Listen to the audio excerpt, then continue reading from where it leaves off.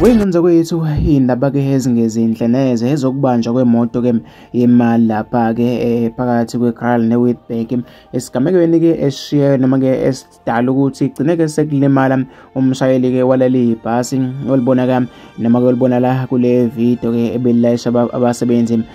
basejabule kuthiwa ke leli bhasi belilandelwa ke imoto yemali evinjwe ke ezigila mkhuba noma ke evinjwe ezigibengu nokuthini ke bangabe sekudutshulwana inhlamvu igcine ke sidubula